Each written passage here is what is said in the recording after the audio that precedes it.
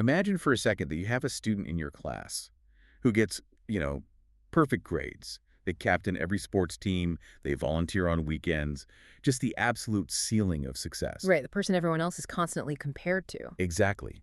But then you find out they're secretly draining the school's bank account to pull it all off. Yeah. Like their perfection is built on this massive invisible overdraft. Which completely changes how you view their success. I mean, obviously. 100%. And that is exactly what we are getting into in today's deep dive. We are looking at a nation that basically represents the peak of human achievement right now. They've conquered life expectancy, eradicated the gender divide, and their wealth is just staggering. It makes the rest of the planet look like it's standing still, honestly. But, and this is the core of our mission today, when you finally look at the hidden ledger, the actual ecological cost to maintain that utopia, their world-leading development score suddenly plummets. It drops by 15.5%. Which is just a massive haircut. It really is. It's a number that fundamentally changes how we have to think about progress, because for decades, the global goal has simply been to climb the development ladder. Just get higher up, make more money, live longer. Right. But what happens when the people at the very top of the ladder are, well, quietly sawing off the rungs beneath them just to stay up there? Okay, let's unpack this. We have a huge stack of data today from the United Nations Development Program, and it spans from 1990 all the way to 2023. Yeah, we're looking at the Human Development Index, which we'll call the HDI, along with its offshoots for inequality, gender, and planetary pressures. And our subject for this analysis is Sweden, the proverbial straight-A student. Yeah, for over 30 years, Sweden has been the gold standard. If you want to know what a highly functional society looks like on paper, I mean, you look at Stockholm. But we aren't just here to marvel at their stats, right? Right. We're going to compare Sweden to the global average to understand the mechanics of their success. And then look at that shocking 15.5% drop to ask a really uncomfortable question. Is the highest level of human development necessarily built on an environmental overdraft? Think about it this way. If you are a policymaker or a business leader or just someone listening to this trying to understand where human civilization is heading, Sweden is basically the beta test for our future. Absolutely. They are living in the reality the rest of the world is trying to build. So to really understand the drop they experience in the data, we have to first understand the staggering heights they're falling from. We need to look at what I like to call the cost of resilience. Let's establish the baseline. Okay, so the baseline starts with the 2023 Human Development Index. For those unfamiliar, the HDI is a composite statistic. Because economists realize that just measuring GDP is, well, it's a terrible way to measure actual human well-being. Exactly. Just because a country makes a lot of money doesn't mean the people are doing well. So the HDI combines three dimensions: long and healthy life, access to knowledge, and a decent standard of living. Got it. So health, education, and wealth. Right. And the global average HDI currently sits at 0.756. 0.756. And that represents everyone, right? Yeah, that number represents the aggregate reality of billions of people. It is the mathematical center of the human experience right now. Okay, so 0.756 is the global baseline. Where does Sweden sit? Sweden's HDI is a staggering 0.959. Wow, 0.959. Which places them fifth highest globally. A 0.959 versus a 0.756. To put that in perspective for you guys listening, that isn't just a slight edge in a race. It's the difference between struggling to keep a local business open and running a massive multinational conglomerate. The gap is huge. It is. Let's break those numbers down into the actual human experience, starting with the most fundamental metric we have, which is life expectancy. So if you look at the global average for life expectancy at birth in 2023, it is 73.4 years. 73.4. Okay. But in Sweden, the overall life expectancy is 83.3 years. Good Lord. And we can slice that even further. Swedish women have an expected lifespan of 85.1 years, while Swedish men are at 81.4 years. That is basically a 10-year difference compared to the global average. A full decade of human life. Yeah, it's massive. We throw numbers around a lot on these deep dives, but pause and think about what 10 years actually means. 10 years is the difference between seeing your grandchildren born and seeing them graduate high school. It's an entirely new career. Exactly. It's a whole extra chapter of existence. If you were born in Sweden, statistically speaking, you were handed a ticket to an extra decade of the future. But how? I mean, genes don't explain a 10-year national gap. No, definitely not. Genes don't explain it at all. Policy and infrastructure explain it. Okay. It's not just about living longer, it's the trajectory of how they got there. In 1990, Sweden's life expectancy was around 77.6 years. So they've actually added to it significantly. Right. In the last 3 decades, they haven't plateaued. Yeah. They've added almost 6 years to their national lifespan. You don't achieve that by just telling people to eat more vegetables and go for a jog. No, you really don't. That requires an extraordinarily efficient, universally accessible, and heavily funded public health apparatus. One that focuses relentlessly on preventative care from the literal moment a citizen is born. Which brings us to the wealth component. Because you cannot buy an extra decade of life for your entire population and fund this massive preventative healthcare system without serious foundational capital. Exactly. Healthcare is expensive. So when we look at wealth, specifically the gross national income, or GNI, per capita, and we should note this is adjusted for purchasing power parity. Right. Let's clarify that real quick for everyone. Purchasing power parity, or PPP. That just means we're adjusting the numbers so we're comparing apples to apples. Because a dollar buys a lot more bread in Mumbai than it does in Manhattan. Precisely. We are looking at what the money actually buys in that local economy. So adjusted for PPP, the global average GNI per capita in 2023 is $20,327. 20 grand. Okay. Sweden's GNI per capita is $66,102. More than triple the global average. And if you track it back to 1990, Sweden's GNI was roughly $41,336. Okay. Wow. So they have experienced an almost 60% real growth in income since 1990, and that's adjusting for inflation. It completely dwarfs the global mean. Okay, stop right there. I have to push back on this. Mhm. Because if you know anything about Sweden, or really the Nordic countries in general, you know they are famous for eye-watering tax rates. They are.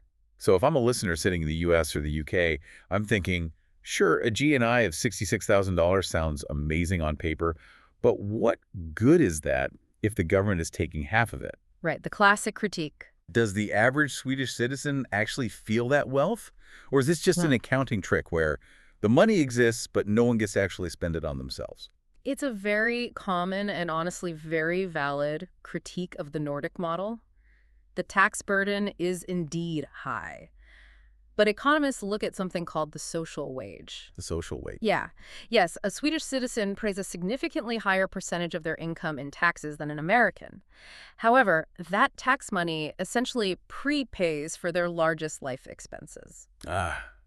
Things the rest of us are paying for out of pocket. Exactly. The American making $66,000 might have a lower tax rate, but they're paying out of pocket for health insurance premiums, co-pays, university tuition for their kids, and, exorbitant daycare costs. Right. Childcare alone can bankrupt you. Right. But the Swedish citizen making $66,000 has all of that heavily subsidized or entirely free at the point of service. Oh. So their disposable income, the money left over for housing, food, and leisure, remains incredibly high because the terrifying, bankruptcy-inducing expenses of life have been neutralized by the state. That makes total sense. So the wealth isn't just sitting in a bank account. It's converted into a baseline of security. Exactly. And looking at the data timeline here, I want to point out exactly where that security was stress tested. The 2020 pandemic. Yeah, that's a crucial point in the data. It's a massive anomaly. When we look at the global HDI, human development had been climbing steadily for 30 straight years, just up and up. Then COVID hits, and global human development falls off a cliff. It was unprecedented. It drops from 0.745 down to 0.742, and it struggled to recover for years. Years of global progress were just erased overnight. And this is where we see the true value of that $66,000 GNI and that social wage you mentioned. Yes, Sweden took a hit during the pandemic. Right, their initial policies were pretty controversial, if I remember correctly. Sorry. They were. And their life expectancy dipped slightly in 2020 as the virus took its toll. But look at the structural rebound. Okay. By 2021, while the rest of the world was still trapped in an HDI recession, grappling with broken supply chains and shattered healthcare systems, Sweden not only absorbed the shock, but rebounded to a new all-time high HDI of 0.958. That is wild. They didn't just recover to where they were, they broke their own record while the rest of the world was drowning. Right, because wealth provides the armor, but the institutional structure provides the agility to bounce back. High HDI isn't just about having money during the good times. It's about institutional What resilience. does that mean in practice, though? It's about having the digital infrastructure already in place to seamlessly transition to remote learning. It's about having economic safety nets that prevent mass layoffs and bankruptcies during a lockdown. Right, they didn't have to scramble to pass emergency bills. Exactly. They didn't have to invent a relief system from scratch. The system was already designed to catch people when they fall. So the wealth is real, and the resilience is real. Wow. But averages can still be incredibly deceptive. No, absolutely. Like if Elon Musk walks into a dive bar, the average wealth of everyone in that bar just skyrocketed into the billions. Yeah. But my bank account didn't change at all. Right, the median versus the mean. Yeah. So how do we know Sweden's $66,000 isn't just heavily skewed by the bank accounts of a few billionaires in Stockholm? To answer that, we have to transition from the Standard Human Development Index to something called the IHDI. The I stands for inequality. The Inequality Adjusted Human Development Index. I love this metric because it strips away all the glamorous averages. It's basically the truth serum of economics. It really is. The standard HDI tells us what a country has. The IHDI tells us how a country shares it. Okay, I like that distinction. Yeah, the methodology basically discounts each dimension's average value according to its level of inequality. Let's break that down with a mechanical metaphor for the listener. Think of a country's total human development as a high-performance engine. The raw horsepower that engine generates is your standard HDI. Okay, follow. But no engine is perfectly efficient. There is always internal friction, heat, moving parts grinding against each other. And that causes a loss of power before it ever actually reaches the wheels. In a society, that friction is inequality. That is a perfect way to look at it. And globally, the friction in our human engine is devastating. How bad is it? Globally, human development achievements are eroded by a massive 22% due to inequality. Think about that.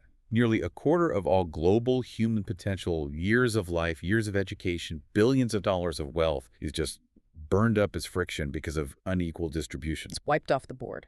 Simply because of where people are born on the socioeconomic ladder. That's depressing. It is a persistent systemic tragedy. But let's look at Sweden's penalty. In Sweden, that overall loss due to inequality is a mere 7.6%. 7.6% versus 22%.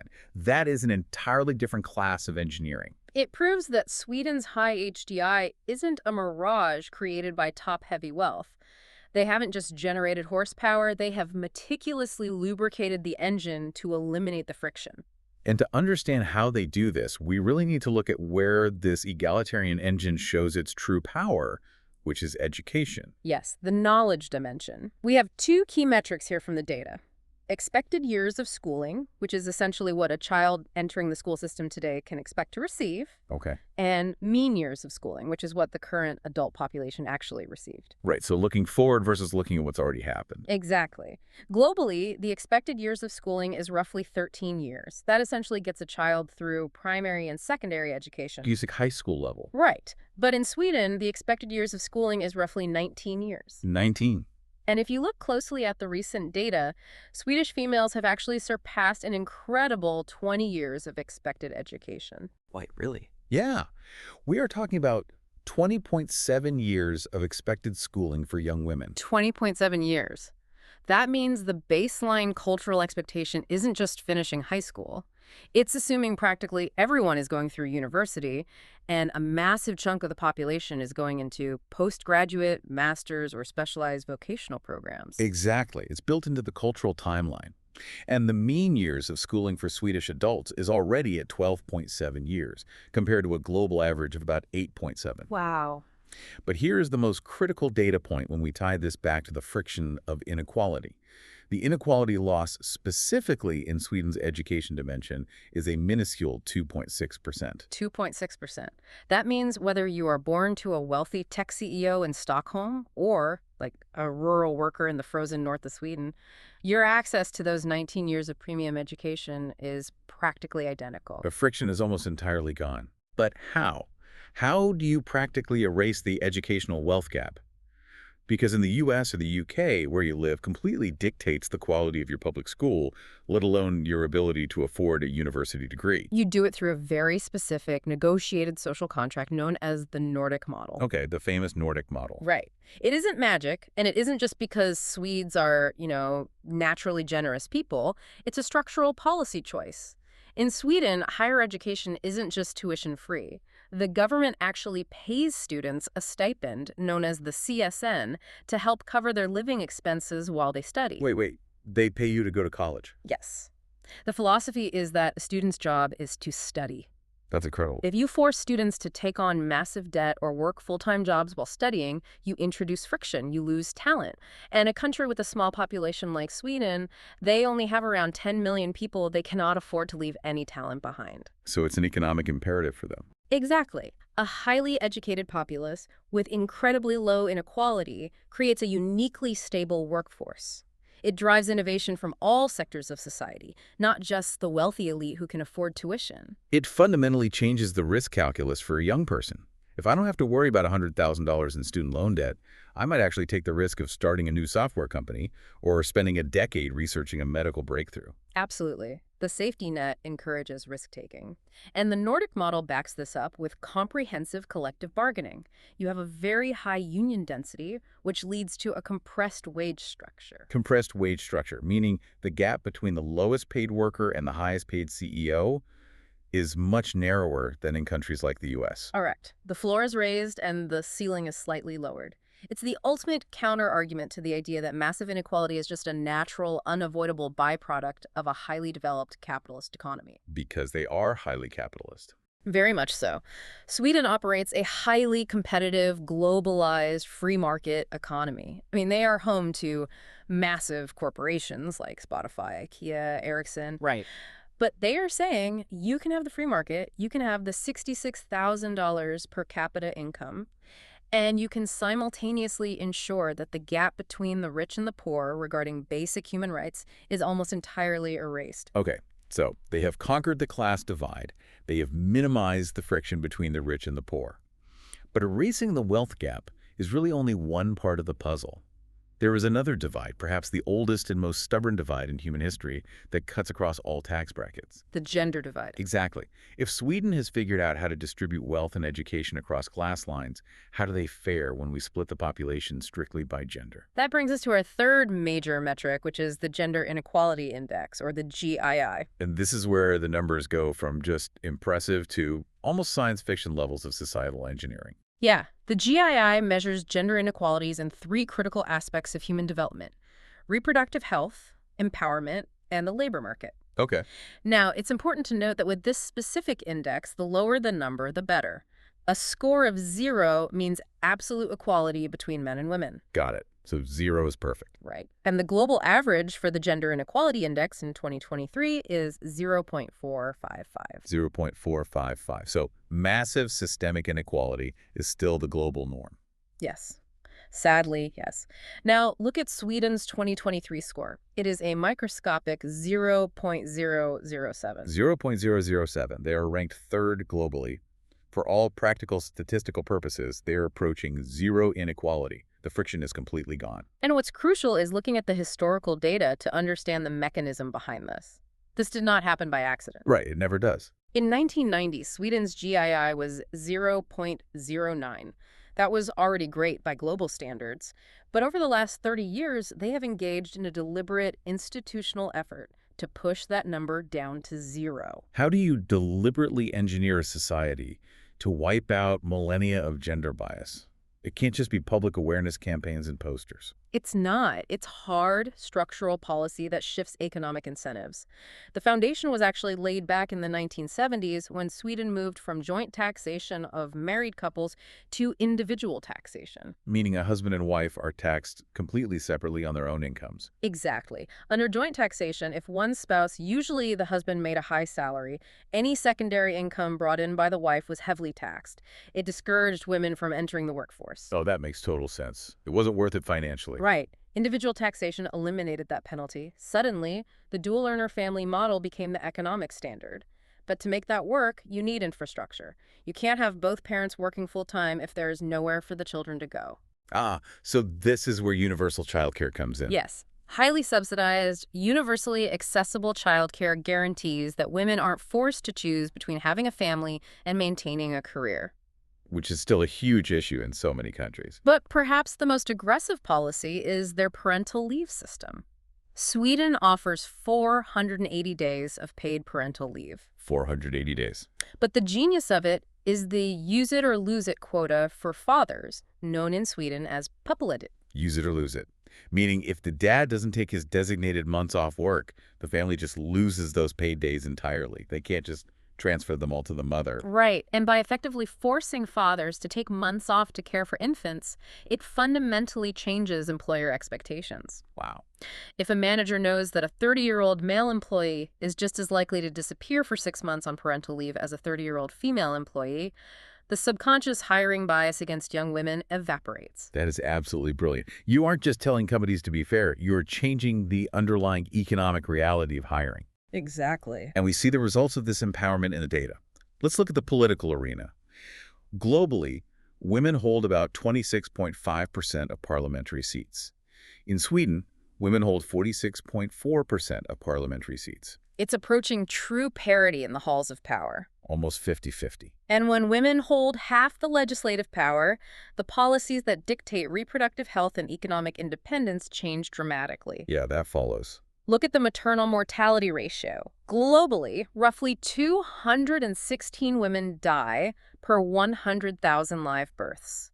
It is a devastating reality in much of the world. 216. In Sweden, that number is 4.5. 4.5 compared to 216. That is an almost 50-fold difference in the basic safety of bringing a child into the world.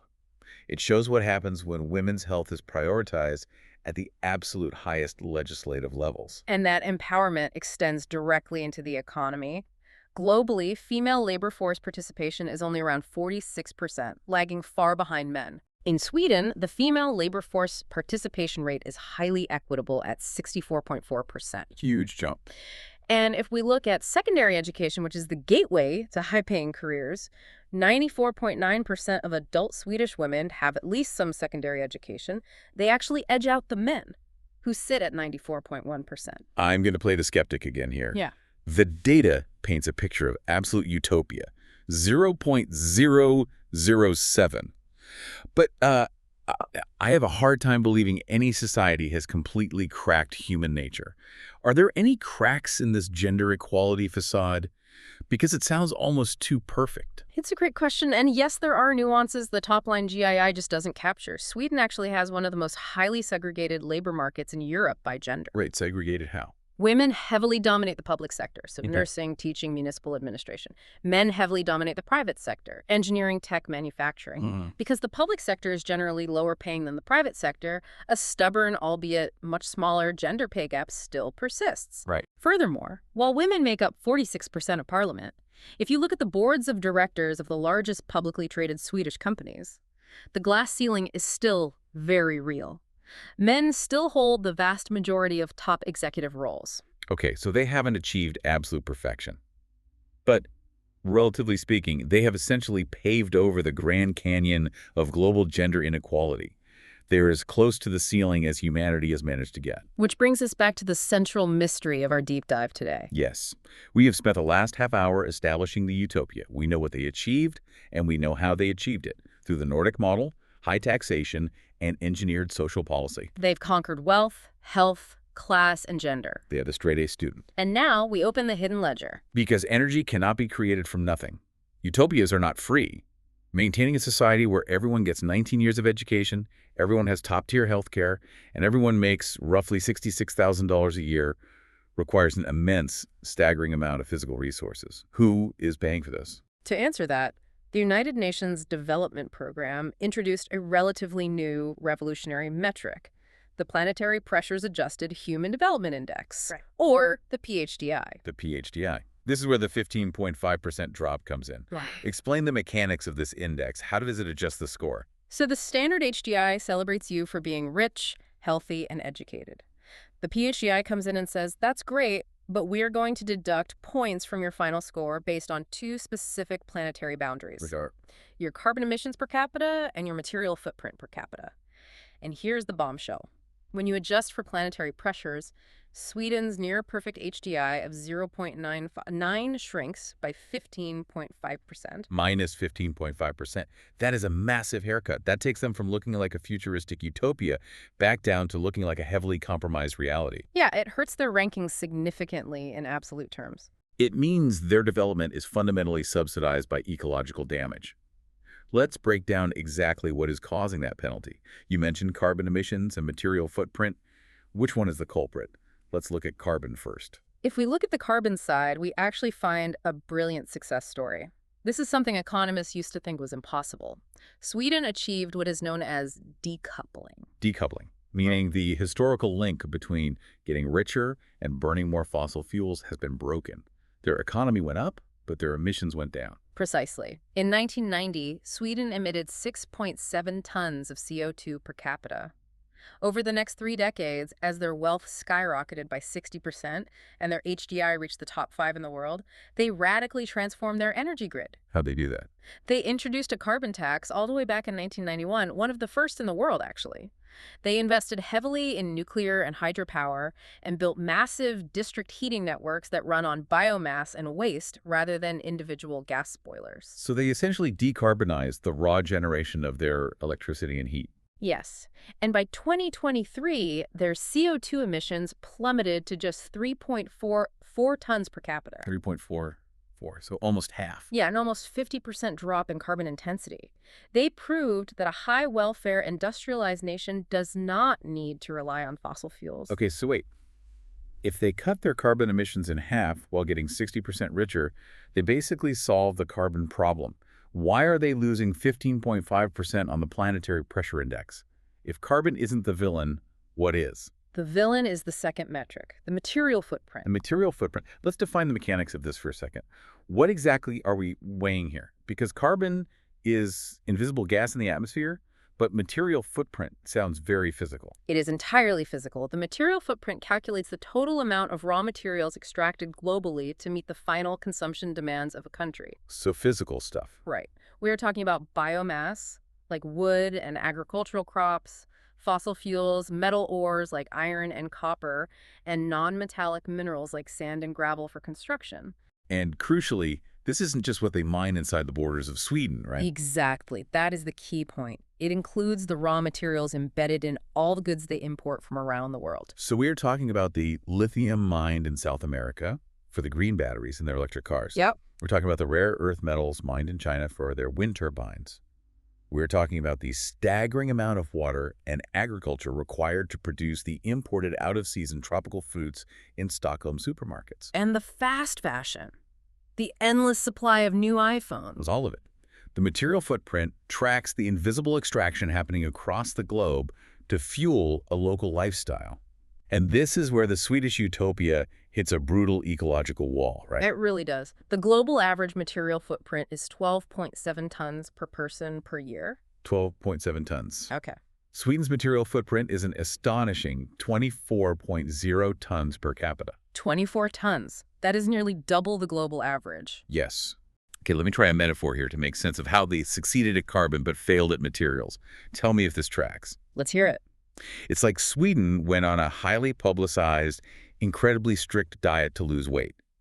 They get on the scale, they show off their new slim waistline, that's the 50% reduction in carbon emissions. Everyone applauds.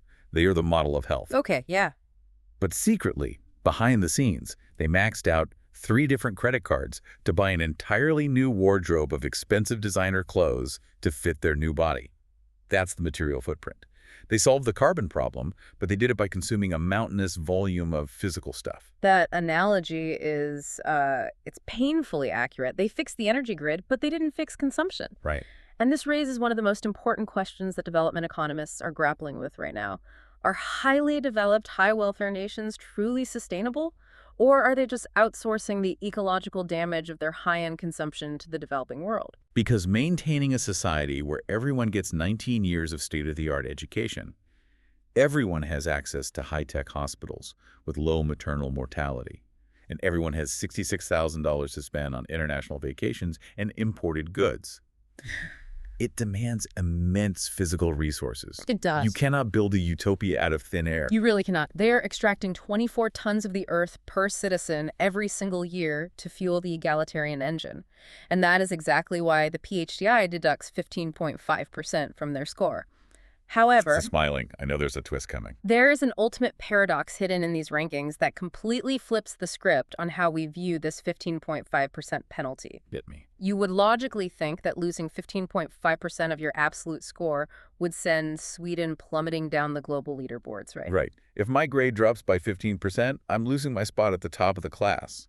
They should be falling behind countries with smaller footprints. But under the PHDI, Sweden's global ranking actually rises. Wait, what? In the standard HDI, Sweden is ranked 5th globally. When you apply the planetary pressures penalty to everyone in the world, factoring in carbon and material footprint, Sweden jumps up to number 3 globally. How does that math work? They get penalized 15.5%, but they move UP 2 spots. Because practically every other highly developed nation gets penalized significantly worse. Oh, wow. Think about the United States, Australia, Canada, the Gulf states. Their ecological footprints, both in carbon and material extraction, are so massively bloated that when the PHDI adjustment hits them, they fall completely out of the top tier. I see. Sweden rises because, while they do extract a lot, those 24 tons, the unit of ecological pressure per development gain is incredibly high. Okay, let me make sure I understand the mechanics of this. You're saying they wring maximum human flourishing out of every single ton of earth they move. Exactly. Think of it as an efficiency ratio. If a country is going to burn carbon and extract minerals from the earth, what are the citizens actually getting in return? Right. What's the ROI on destroying the planet? Yeah, Sweden takes those 24 tons of materials and meticulously converts them into 85-year life expectancies, near zero gender inequality, robust democratic institutions, and universally accessible education. Oh.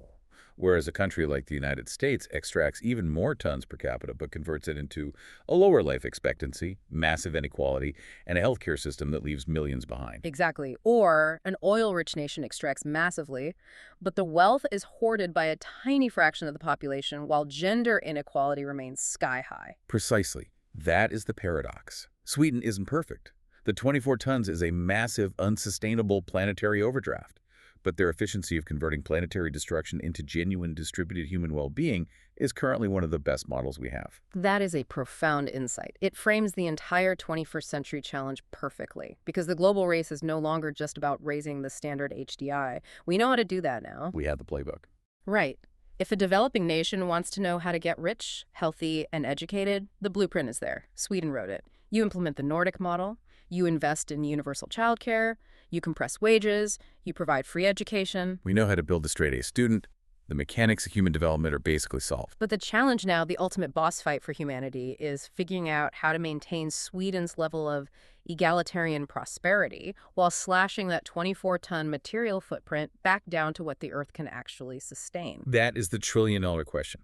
The planetary boundary for material footprint is roughly around 8 to 10 tons per capita. Right. How do we keep the 85-year life expectancy, the 19 years of schooling, and the 0.007 gender inequality, but do it on 10 tons of material instead of 24? Can we have a circular economy that recycles all those rare earth metals? Can we shift from a culture of consuming disposable goods to a culture of consuming services and experiences? As we wrap up this deep dive, let's just review the stark global gaps we uncovered today. We are living in a world of absolute extremes. We really are. We saw a 10-year gap in life expectancy between the global average and the Swedish reality. Yeah. We saw a 3.2 times gap in income. We saw a staggering 65-fold difference in the gender inequality index. Sweden represents the current ceiling of human potential when it comes to social engineering and human rights.